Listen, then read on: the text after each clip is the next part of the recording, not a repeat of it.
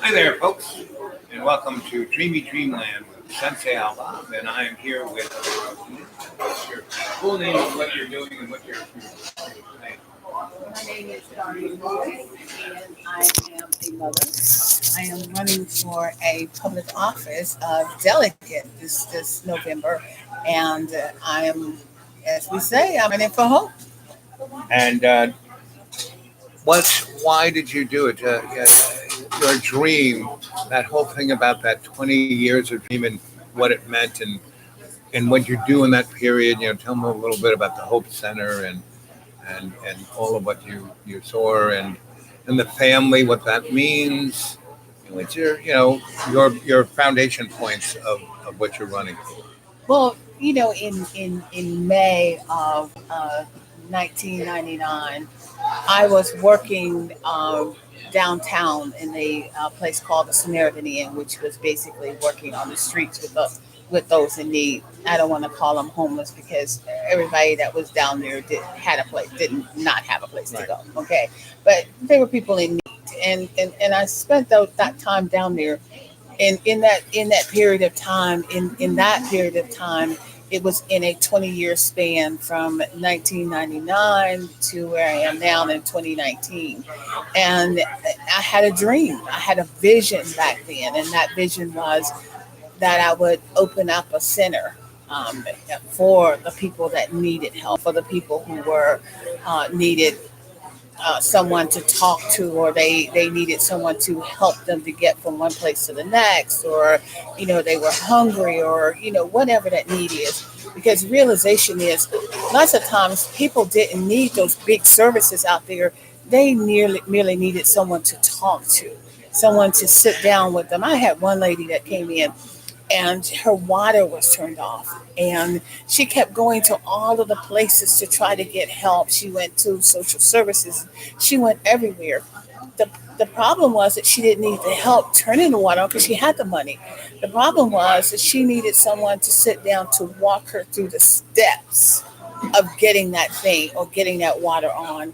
And I remember sitting down with her and thinking, wow, I got this long thing to do, but at the end of it, I only needed to make two phone calls for her and help her to understand what her steps was to turn her water on. And the next day she had water. Instead of entities, Goodwill, whatever, who want to have you fill out 50 pages of a form so they can monetize that woman. Great, but say like I say, so because she didn't fall into the category that they were looking for, everybody just kept pushing her to the side. And she came along. Somebody told her to go down to that Hope Center and talk to that lady, and she did. And so we sat down at the table, and I was expecting, like I say, I was expecting this long drawn out thing, but when it came down to it, she had the money she needed. She just didn't know how to do what she needed to Right. do. And so I made a couple of quick phone calls for her, and like I say, the next day it was done. So it's those things that we did at the Hope Center. It was talking to people who, sometimes we think, why is a man homeless? Well, everybody doesn't have the same constitution or the same strong strength. Everybody is different Okay, and has their own story. great. So what breaks one man down doesn't break the next one down. And so that's what we have to understand is people are broken for different reasons. And we can't judge them, at where they are, because you're on the street because your girlfriend left you. Well, maybe for him it was catastrophic. Right. For me, it was what? So we can't judge those people. But anyway, so I went into that dream in May. How did it lead you to open up the center? What was the center? What's the story behind the Hope Center? Well, the like I say, in '99, I had been working on the streets, so I understood that people had needs. But then, for whatever reason, I went out of that particular time to do something else. But in that 20 years, my whole hope was, or my dream was, to be able to open up a center myself and to be able to meet the needs of the people. So in November of 2015, the opportunity came. And so my son and I, we decided to work together. And he had a dream and I had a dream and it coincided. And so we opened the doors and he worked with the youth and I worked with the adults. So, Hope Center was on 11th Street, Hmm. right? Yes. And what was 11th Street back in the day, and what was 11th Street when you opened up the Hope Center? You know, Well, back in the day when I lived in the neighborhood, and I lived on Center, back in the day, it was a very vital part of the community because the stores were there, grocery stores were there, the drug stores were there, laundromats was there. So it was the street that the business center. it was the business center of that area. And that neighborhood it's not called Melrose. What is that neighborhood? You know, there's Rugby over here, and there's I always forget the name of that neighborhood that starts with a G, where the library is. Gainsborough. Gainsborough, Mhm. right? Right. And Henry Street is over by that. Right. Right, and that was the bigger upscale business section of the Right. black community, and they had a thing called the Dumont Center. Right, the Dumas was there, and all different businesses What was the thing there. across the street from the Dumont? So it's a movie theater or a It was a movie theater, and I remember because, like I say, I lived on it on Center. So when we were kids, we walked over to the movie theater. We spent out 5 cents, and we stayed in the movie center all day. right? I mean, all day. So it really was a thing that kept the kids off the streets. It was a place for the children to go. But now there is no place. The There's children, only the street. there are no places for the teenagers to go.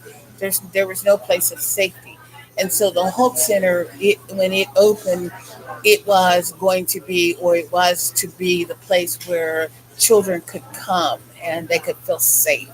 And you did do that. I mean, I remember going there, and your son was did sports with the kids, had teams, Hmm. had them there after school, so they wouldn't just be roaming around in the streets. It Right, was warm, it was safe.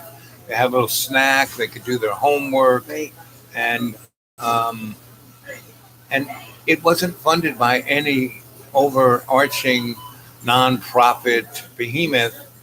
Basically, out of your pocket. we ran the Hope Center off of a shoestring budget, and that was what Grover could come up with out of his pocket and what I could come up out of my pocket. And we kept the doors open. We had some people that volunteered to send snacks and food. And for the people who did help, I want to stop right here and shout out to them and say thank you. There were some people who were We're right there all there, the time. right there Right. helping us. Your sisters, Cowboy, and the other two sisters were always there working. Yes, Right. yes. And we had some other people that stopped in to volunteer to do different things for us. And so then we ran into a snag with the city, with a permit. And it just came out of nowhere. It seemed like it rolled in there as to they wanted us gone Right. for some reason. And we felt like that we were doing the city a real favor. But I remember when you put up homeless people, when the people like HAT, which is a homeless action team, and the mission, and other folks, these people, we don't want to even bother with them. Right? well, those people got a check. We didn't.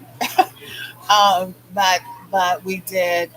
We had a couple of winters where it was really really cold and the snow. We had like 20 inches of snow out there. So we brought the people in out of the street because our mission was that we were there to help.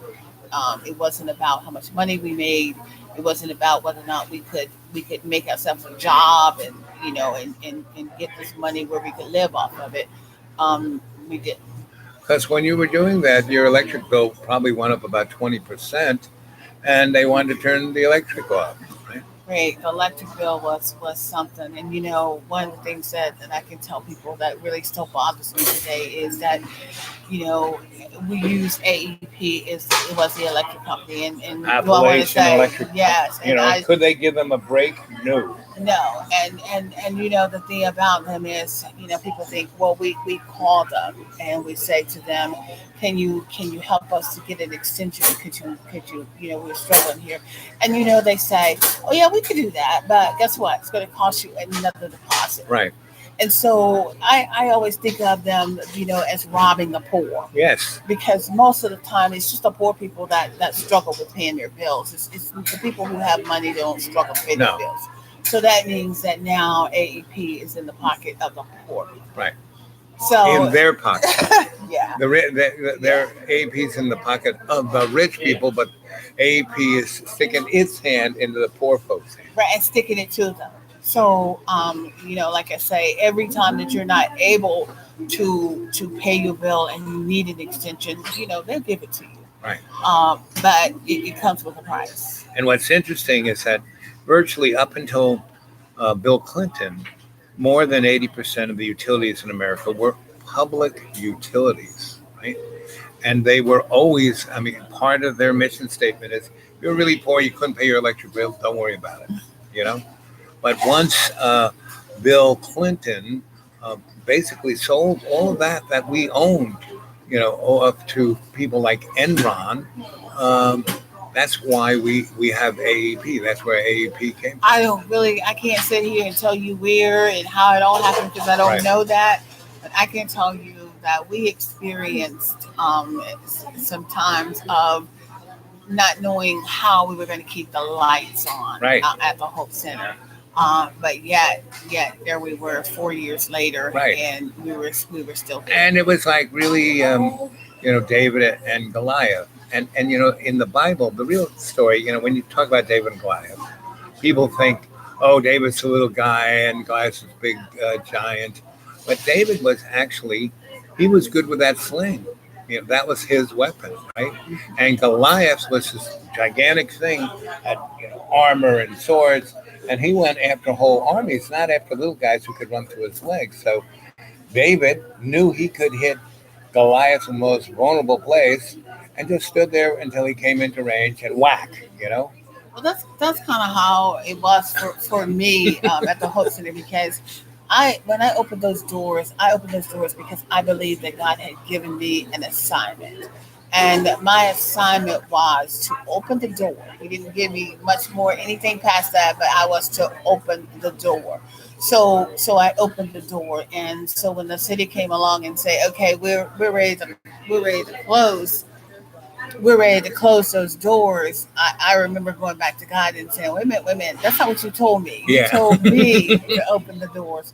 So it was a stand. It was Right. a stand on my part, Right. believing that I had heard that. And from little God. did those guys realize that you were actually in a more powerful position Well, because you stayed there and they couldn't get rid of you. It was truly amazing. I remember being there a lot because I used to bring kids. I was working at a church organization. We would bring kids there from like colleges who were upper class, never had any kind of experience with any of this. And I'd bring them over to Hope Center to play with the kids and help you out. And that was their like exposure to what was going on. And they couldn't believe it. It was like not even, and a lot of them complained when they got back to the college. They didn't want to know that. They didn't want to be exposed to that. When I took them to the food desert, store where you can buy a cigarette for 50 cents, and I showed them that, look, the only thing in here is alcohol. And so when I would ask, it was like the running joke, I would ask the guy, so where are because they had pictures on the outside of vegetables, the grocery. It wasn't a grocery. And you could buy cigarettes and booze, and that was about it. And I said, so where's the vegetables? And he pointed at the potato chips. And that was the vegetable. And that is that whole community. There is no supermarket there anymore. There's no nothing there there. is no nothing, but there are people there. Yeah. Yeah, there are people, but there is nothing there to supply the people. So you either have to catch the Uber to go to the grocery store, or you have to get on the bus, Right. or you get a cab. But you know, That's expensive. that's how it is in that area. But for us, we provided a service for the community. We work tirelessly in that community. We love the people. We minister to the people. We gave out of everything we could possibly come up with. We gave it, and when we left the community, we still left it open. So I want to say the Hope Center is not closed. Right. Somebody else is doing it. Somebody else took Right. grabbed the hold to the vision, and I was really grateful that it did not close. So other people grabbed a hold to the vision and decided that they could try to get it, take it to the next level. And my prayer is that they do. And Cadre, I've been talking up, this alternative aesthetic, and in your little neighborhood, you just do be that little pebble in the pond and put together that wave. And Darlene here is that little pebble. She's God's little pebble, and now she's taken that dream one step further to running for office. So go take it from Hope Center to running to the office. So we decided that we were moving out of the Hope Center ourselves, physically ourselves. And so I go back home and I say, I'm there for about a month every day. I'm sitting and I'm praying and I'm thinking and I'm asking God, what next? What is it for me that you want me to do next? Because I didn't want to do anything on my own. So I pick up my book that I've written, that I started to write in May of '99, and in it talked about the dreams and the different things that I had gone through in these 20 years. But at the end, the Bible says that at the end that it would speak. And so in May of 2019 was the end of 120 years and the beginning of the next. And the door opened for me to walk into public office. And I don't even know where it came from, but I got an email one day and it asked me to would I consider running for office. And I remember laughing. I mean, I laughed loud at that. And I think about now how Sarah laughed when they told her she was going to have this baby. So I know how it felt. I laughed. And but they asked me to come to this meeting, and so I did. I went to the meeting with very little expectations and very cautiously. But I came out of that meeting going in there thinking that I was just maybe going to just step into the little door of being director of water and soil to finding myself running for an office, being the delegate for the 8th district. Right. So that's how I Right. ended up in at this next level. And there is it.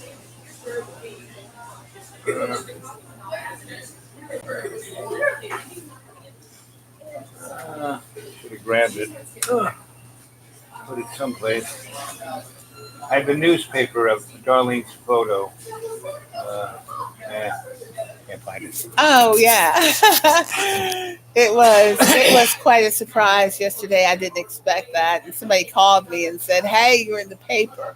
And when I read it, it said the legislative of Roanoke heats up, Right. raise heats up, and I thought it was really it was really funny. Well, it's not funny. It was real. It brought it home, And basically, in politics, if you don't know Virginia, we are a commonwealth. And what does that mean? It means all politics. Tip O'Neill, Speaker of the Congress, said that all politics was local. But in Virginia, all politics is at the state capitol.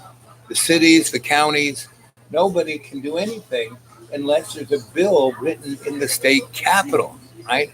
And Darlene here is going to shake that one up, right? I hope to. And our politics is basically people like the Chamber of Commerce, etc. Basically, put the people in office. They choose the folk who, the who, whatever few people vote, will, okay, that person won. But it doesn't matter because, but if you take a picture, I'll find it. There's four pictures, and Darlene is the one. There's four white guys and Darlene, and they are whiter than my beard, and they're all wearing suits and trimmed, and and then Darlene, and so that's the beauty. A long time ago, I thought the end of the world was coming sooner rather than later. That we would by now we would be in caves eating gruel, but we haven't, and it's not because of anything of our puddin-head sock puppet leadership has done. God has said, "Okay, hey, I'm pushing this one a little bit further." Not yet. Yeah, right, Not yet. right. We're gonna give it, We give them a little bit more time to get themselves together. Well, actually, God's going to give us all the time we need, and that's end of times ain't coming anytime soon. And they ask Jesus, "So when's the end of times?" He said, "Well, that's beyond my pay grade. All I know is you got to start stepping up, kids, right?" And Well, so, you got to start somewhere, Right. and when that came to me, that opportunity came. I thought, well, I walked in the door, but it was kind of like when I walked into the door at the Hope Center. I walked into this big open room. I remember standing in this big open room that day and looking all around and thinking, now what? what am I going to put in here? Now what? So it was, we had the building, we paid the rent, but we didn't know what we were going to do next. And so I feel like at this point now, I've stepped into this arena. I've done all of the things that it would take to put me on the ballot, which, by the way, they told me I am officially on the ballot. Right? And so I'm standing here today and I'm saying, okay, now what? So here we were just before we went on live chat. We were talking about now what, and one of those things that you were speaking to, family. Tell us. I know that we all have a lot of different needs. We need education, and we need all of those Healthcare. healthcare. We need all of those things. Financial stability. But what I found most of all when I was working at the Hope Center was we need family. We need family. And there were so many children, so many lost children, so many children that had mothers or had mothers and fathers, but they still lacked the concept of what a family does. And my heart poured out. There were so many days that I went home from that Hope Center, and I remember I was so either crying or so distraught that sometimes it took me days just to get myself back together to even go back to do it again. And what was that put that distraughtness in? I mean, what was you're an empathetic person. You were putting yourself in their shoes, and then you were feeling what they were going through. What was that? I remember one specific incident that I cried for hours over. And we had two children that had come to the center, and they had kept calling my son because they needed food, and they wanted him to come and get them and take them to where their mother was, so that they could get some food. And so he finally agrees, and he goes over to wherever they're staying. He puts them in the car. I mean, they get in there. These two little children, 9, 8 years old. And he says to them, where's your mama? So they started giving him the directions on how to get there. And do you know where they ended up at? The jail? No, they ended up at that lodge, that hotel up on Melrose. Oh, that place. The kind of really super. Yes. And so I mean, if you only have bed bugs, you're lucky. my son called me and he says, you won't believe where these kids took me to their mother. So he parks the car, the kids get out, and they run over to the mother's room, and they come back, and they've got this brown bag, and in this brown bag there is a few packs of noodles and oodles.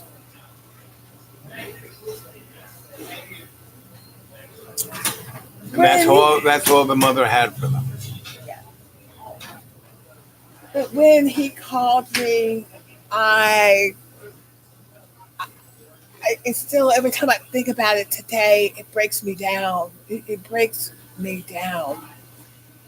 And I said to my son, I said, okay, I said, you bring those kids over here to the Hope Center. I was at the Hope Center.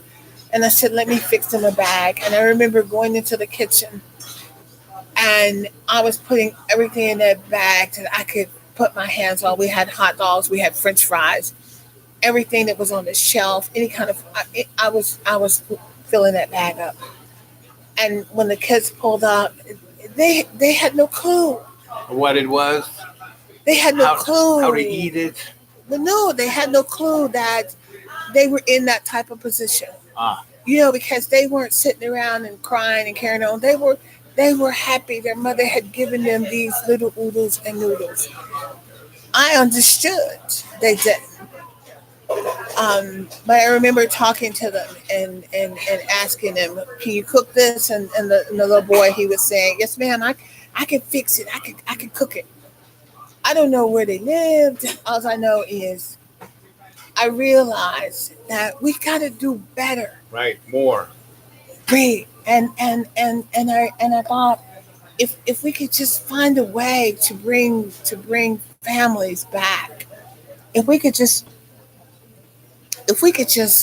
find a way to cause that family structure to be restored.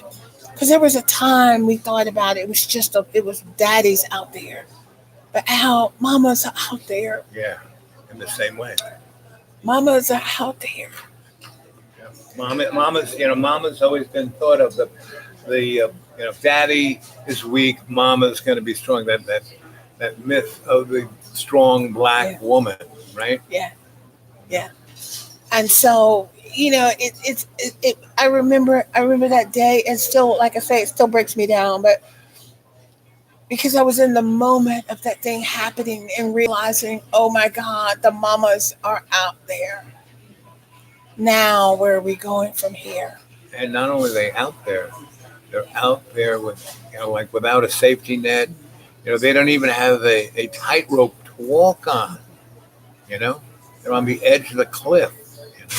The family has been so broken down, so torn down that it's hard to think where we're going to go from here. And it's make America great. Well, we don't even have an America to make great. I don't even know what that means. Right. It's I an mean- it's an advertising slogan. I don't even know what that means Right. because if we were you were talking about America. I'm talking about your right here, your Right. own neighborhood, your own neighbor. community. Your neighbor. Yes, your and And that I was neighbor thinking, isn't the other that you can say, "Oh, I don't need to help." They should have done that themselves. It's their fault. yeah, yeah. You know? And see, in my day, when my mom was a single mom working, and we were all, the neighbors took care of each other. Oh. So in my day, maybe my mom worked all day, but I guarantee you, the neighbors had an eye out on what we were doing. The community of the grandmas. Yep. Great. And with those children, where were the neighbors? Did the neighbors know that they had no food? Did the neighbors know that the children's head hadn't been combed in days? You know what I'm saying? Where was that? Where was that support? Not there. Right. And why was that support not there? It's because those people are in the same shape. Same shape. So my wanting to do is, I believe that if we bring the family back, if we put back not values, because that to me that's a word that we use. Almost irrelevant. Yes, but if we bring back real family, people touching each Connection. other, Where it's the we in me. It's not just Yes. about me. It's about the all we, of us. and the It's a we, we. it's about caring. It's about helping. I think I read something over here from you where it said it was about if my neighborhood is doing good, then we're all doing good. Right. So if I'm doing well, then my neighbor is doing Right. well. Right. And that's kind of what I'm saying when I talk about family is if one's doing well, then we're all doing well. And we have to. Right, because we are working with each other. It's not that illusion of trickle down. The rich people are doing well. Well, the people down below them will get a few crumbs. No, it's got to go almost the other way. My concept of that, Al, is because I kind of like things is, we have this sandwich that we make. We have this top layer of the sandwich, and then we have the stuff that goes in the middle, and then we have that bottom layer. Right. And that's kind of how we are now. We have the top, and then we have the middle, and then we have the bottom. And the top just on the sandwich, notice how it presses down. Right. It doesn't press up, it Right. presses down. And the top usually is thinner than the bottom. The bottom is, because that's the thick bread. You're not going to eat.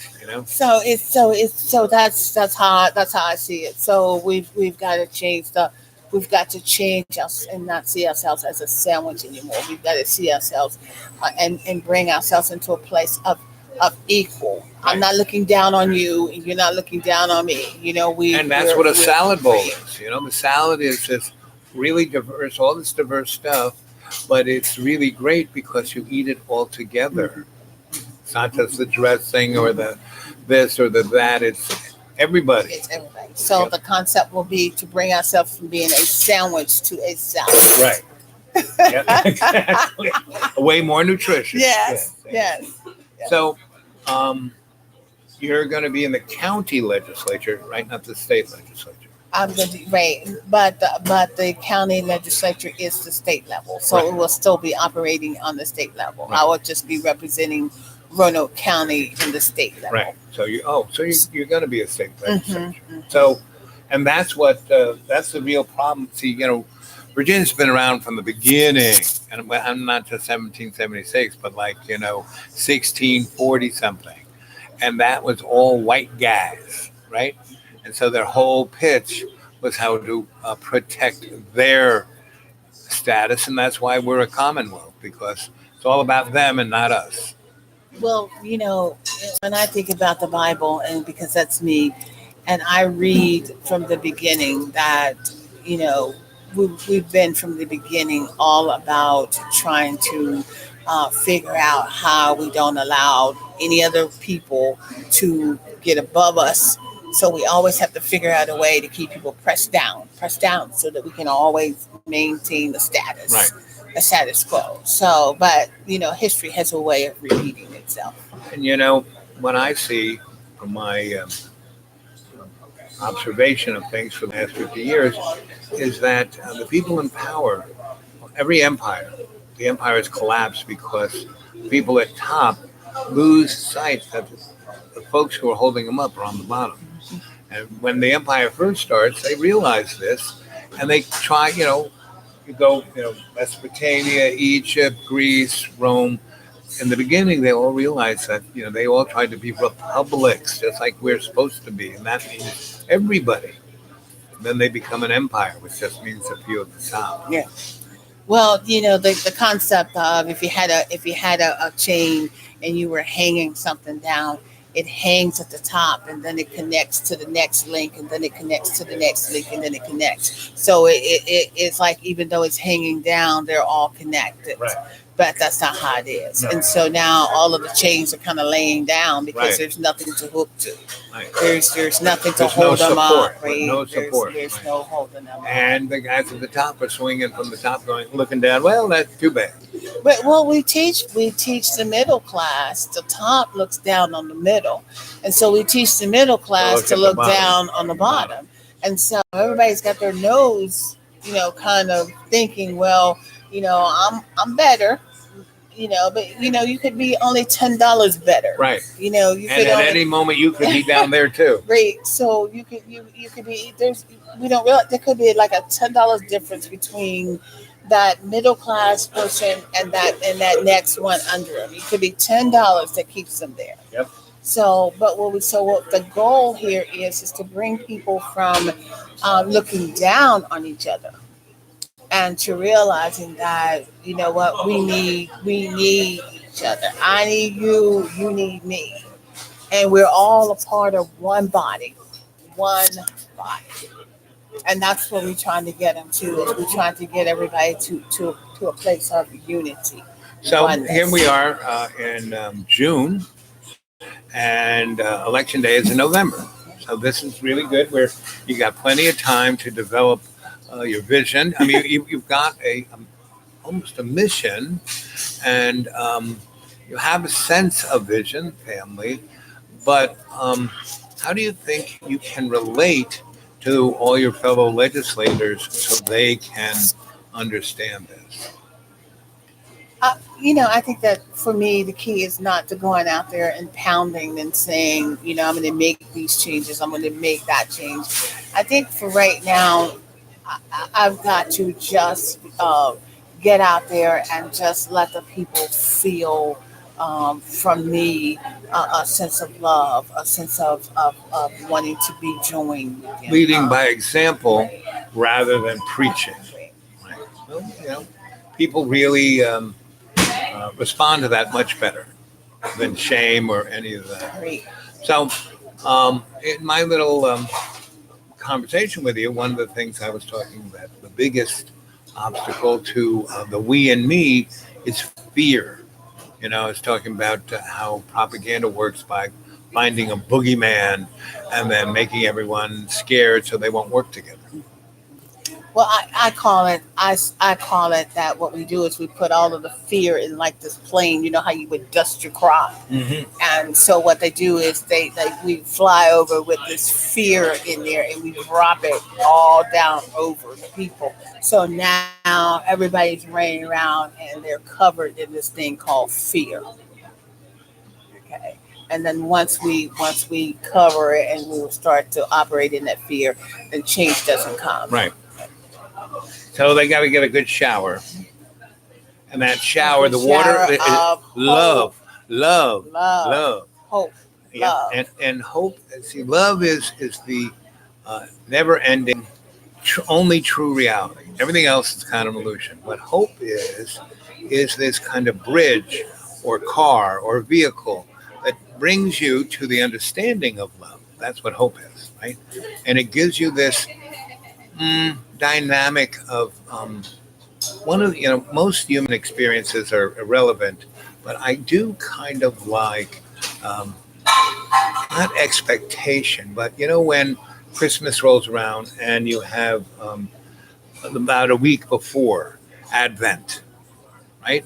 That isn't so much expectation so much, but the looking forward to. I mean, I'm not quite picking it out, but Advent is pretty, one of my more favorite Christian motifs because you're trying to look forward, not backwards. You're trying to see the best, not the worst, and you're trying to be that good example, and that's what I've always thought Advent was, right? When I listen to you, that song immediately pops into my head. He saw the best in me. When everybody else around, saw the worst in me. Right. He saw the best. And but my concept is that that's what we've got to do. We've got to start seeing the best Best. in people. Right. The best, And the we and me, right? we've got to start seeing the best and not the worst. Yep. Yep. Yep. And the other part of that hope motif is why do I do all the stuff I do? People go, you need to get a job. Well, I am so busted up. I can't do any of the physical things I used to do. I can't even do the corporate stuff I used to do because that's what nearly freaking killed me, psychically, spiritually. But what I do and what I do in every day is I try to make others happy because when I make others happy, it makes me happy, and I don't even have to know them.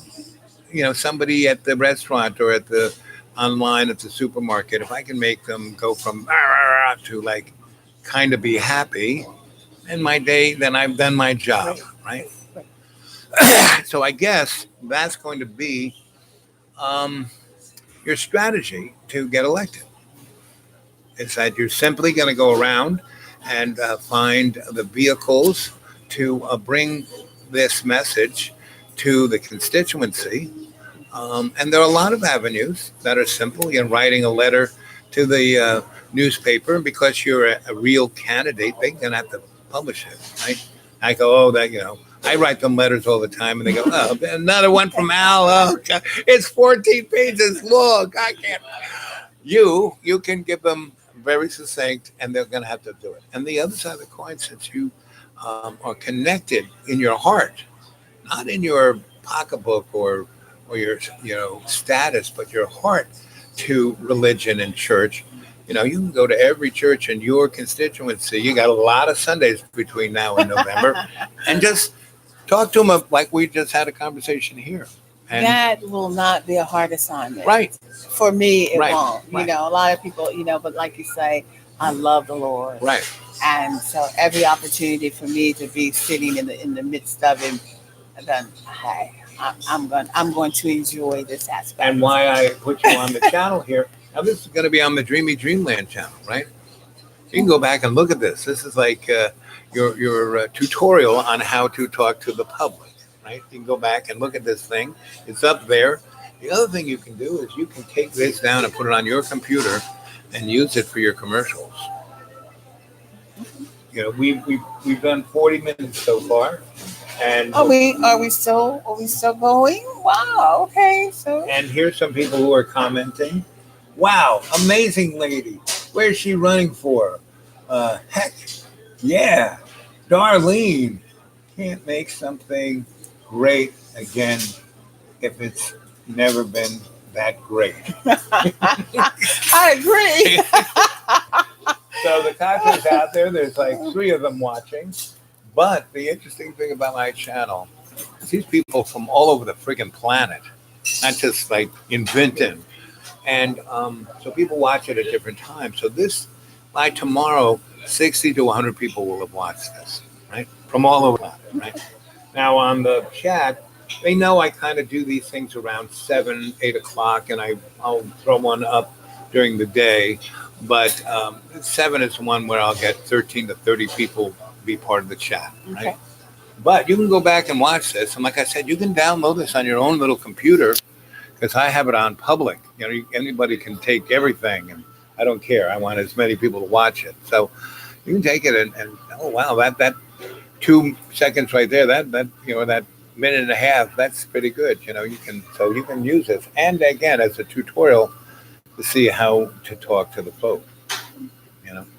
It's like actors doing their lines in front of a mirror. Okay. Right? So that's what it is. So so did you always grow up here in Roanoke? I did. I am a native of Roanoke. I've been to a few places, and somehow always ended up Coming back. here in Roanoke.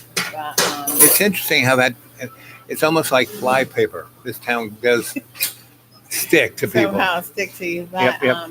I have two. I'm a college graduate of Phillips Business College, and that is, of course, no more. And I graduated as a secretary, and my diploma actually says secretary. So, but that is not something that is anymore. It is an administrator and admin, but Right. there are no such things You're as a secretary, right, secretary right. anymore. So, but back in my day, that's what we were called. And so, we went through all of the things that they taught you to go in to sit into the boss's office, and you had to talk a certain way. You had to do certain things. So people always asking me all the time, you don't sound like The street. and I laugh because it's like, well, it was all part of the classes that Right. Yes. we Yep, went yep. through to get us from one place to The dutiful, thrifty class. Meaning the poor. And not even like lower middle class. Right? The term computer came from black women who used to keep books.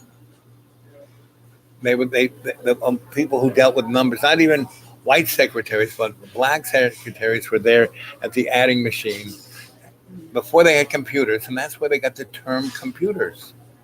Well, that's where for me that's been my education, and then from there I did have a graduation from Liberty University. So I've got my you know uh, I want to say Christian background. Right, right. But Liberty isn't. So they just a college. They're a money making. I mean, Jerry Falwell. I lived in Bedford. I used to work in Lynchburg, and I met Jerry, and he had succeeded. You know, he'd gotten over, and money was rolling in for Liberty, and he was he had his political whoop-de-doo, but he was just getting bigger and bigger and bigger, and it was like suicide. And he built himself his own diner and had the door wide enough so he could fit through it. And I used to work in Lynchburg. He said, "Well, between 9:30 and noon, you got any free time? Just come on down and we can have breakfast because I like talking to you." So I used to talk to him a lot. And he was just straight. I mean, he knew the Bible way more than most people. I mean, and he knew, and he at that latter part of his life, he had enough perspective to realize he had gone off the tracks. And sometimes sometimes that's what happens. I don't know, and I'm not going to sit here and have people to say I said this about Jerry or I said that about. But he was a good guy, a smart guy. He was all the above. I don't know Jerry, right? And I don't know what was in his heart, right? But I can just say that sometimes money has a way of taking you off the track. And the scripture reads, "It's not money that takes you it's off the track. It's the love of money. Yep. And so I always want to remember, sometimes it's that love of money that has a tendency to realize. And you can see that. I mean, those guys, the TV and well, for another $99, we'll send you a prayer cloth, and I need my 6th jet plane. Yes, I worked for a lawyer once, and one of the things we did was write 501c3s for religions, right? And the guy I worked with was a total atheist, right? And it was like us having to write these things for these churches, right? So I said, listen, this is going to give you a conniption. Why don't we start our own religion? Because what are you talking about? I said, let's make the most amazing thing that you couldn't even think the IRS would go for. So we invented a religion where an oven mitt was God. And they went for it. But you know what, Al? I have to. For me, I take my God and my religion very seriously. That's what it's supposed to be. These other, they're a business plan. That's what I'm talking about. I don't want to ever be anywhere where I'm not giving God his glory or giving him his reverence. Now, and not just glory, glory, but service. Service is the uno, right? And so I'm just telling you, me, I'm the joker. But what happened, and see, this is everything. This is how I know God exists, because all this crazy stuff goes on, and out the backside of it comes what is known as the unexpected consequence, right? So we invent this religion, right? And we get a bus and we do the tent thing, and God is the oven mitt, because you have the casserole in there, you put the oven mitt on, take it out, you don't burn your hands. It's a miracle, and we're doing it as a joke. But this guy, who is a total atheist, becomes Jesus. I mean, he is the most loving. To this day, he's still running this religion, and every nickel he gets, he's got the circus. He rolls into a town, he does it, and he takes the money from the last town and gives it to all the poor people and people in need. Well, and every penny goes that way.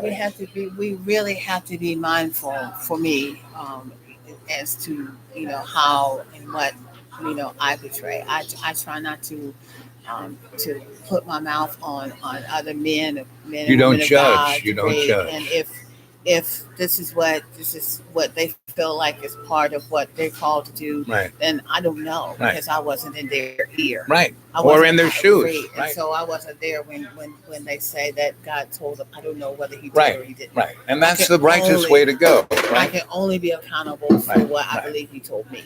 And I don't go after individuals. I do go after hypocrisy, and I don't even judge the hypocrisy. I just make fun. I'm a humorist of such. So, and my real thing is, I have these three rules: doctor, do no harm. Don't get involved unless I can have a positive outcome and get the innocent out of harm's way. And the third one was don't get involved unless I can learn something that will service love. I mean, those are my three little rules. Okay. Right? Yeah. Okay. So, anyway, anything else now that 50 minutes and 5 seconds. Oh wow. So Twitchy really loves you. See, Twitchy, you could run for office just like this lady here. yeah, you could. Yeah. I mean, that's the real, almost something you should put into your speech. Kids, don't expect me to save you. You need to run for office like I. If I can do this, I keep saying that, if I could figure out how to put something on YouTube, so can you.